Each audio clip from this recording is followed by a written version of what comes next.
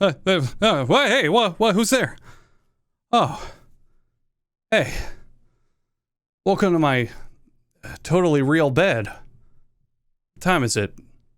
2 p.m.? Oh, wow, I'm up early. Oh, well, now that you're here with me in my super comfortable and completely real bed, let's talk about some stuff and junk, like whatever. Boom. Transition to my actual bed. You didn't see that coming, did you?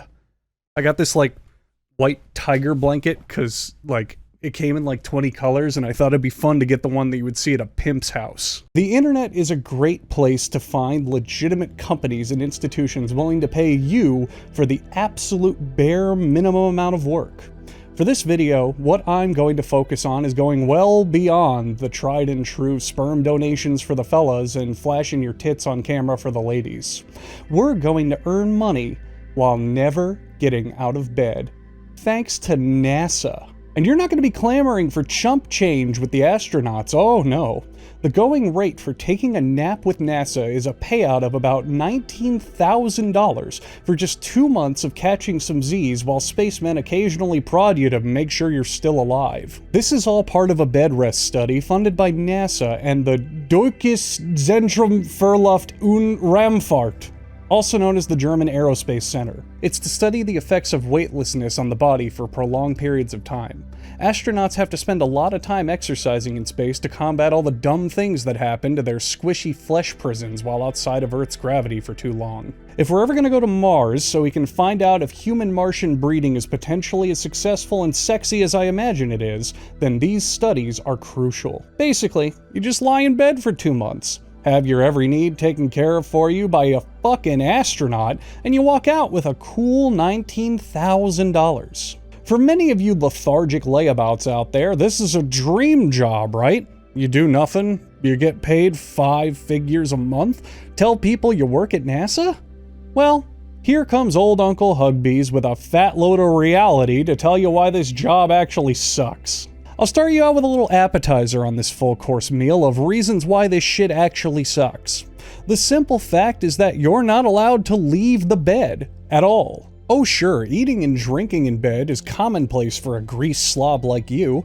Exercising in bed? Oh, you'll manage even though it'll be your first time on an exercise routine, especially with that buff, handsome, strong cosmonaut who's going to be instructing you on all the aerobics. So with that said, are you ready to take a shit in front of a bunch of strangers? Now, if you were me and you had the confidence, self-esteem, and absolute shamelessness that I do, you'd immediately say yes. But for a lot of people, this fact may be a deal breaker. When I said you aren't allowed to leave the bed, you are not allowed to leave the bed. If you've got to open up the brown floodgates, drown the fields with human ginger ale, or wash any part of your unmentionables, it's all done in the bed, to make sure that you are constantly in a pseudo-state of weightlessness. Then there's the little things. Imagine how annoying it must be to change your clothes without leaving bed. Sure, eating and drinking sounds fun, but I'll bet it's gonna get super old super quick after the 3rd time you spill Oreo cookie milkshake down your neck because you can't lift it high up enough to slurp your cookie crunchy bits. And it's also gonna get boring. Remember how much fun it is to go ride roller coasters and go to a theme park and do anything that requires going somewhere? Well, until NASA develops Capsule Corp technology to bring one of your favorite theme park rides to the testing chambers, you're not going to be able to do anything fun that requires leaving the house. And let's not forget testing, obviously, because this is an experiment. Blood pressure, heart rate, nutrient absorption, energy expenditure, bone mass, and even psychological surveys are going to fill up a good portion of your day, and they all have to be done without you getting up to stretch your legs before you even have to talk about how much you missed masturbating. Still think you want to do it? Well, let's eat another piece of the you don't want to do this pie. You might not even qualify to be able to do it. First off, you have to be between the ages of 24 and 55. I'm looking at my demographics, and half of you watching are fucked. Also, since the study's in collaboration with the German Aerospace Center, you have to be able to speak German. fluently. So for roughly 99% of my audience that just got eliminated, it's not looking good for you, is it? Now, I couldn't find any more details on how they screen candidates, but according to participants, it is intense and meticulous. You've got to be in great physical and mental shape, and also your diet is entirely controlled by the researchers.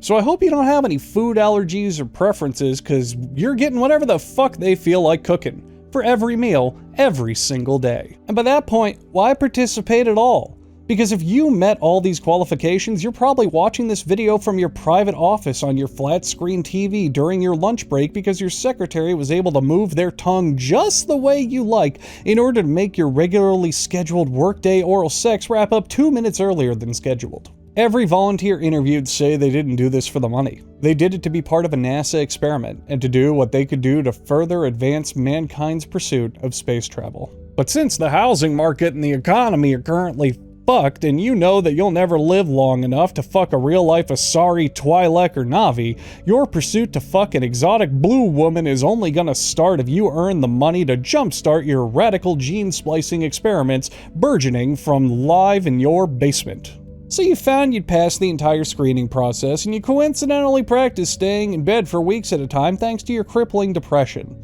You are ready and prepared to earn almost 20 grand by staying in bed. Perfect.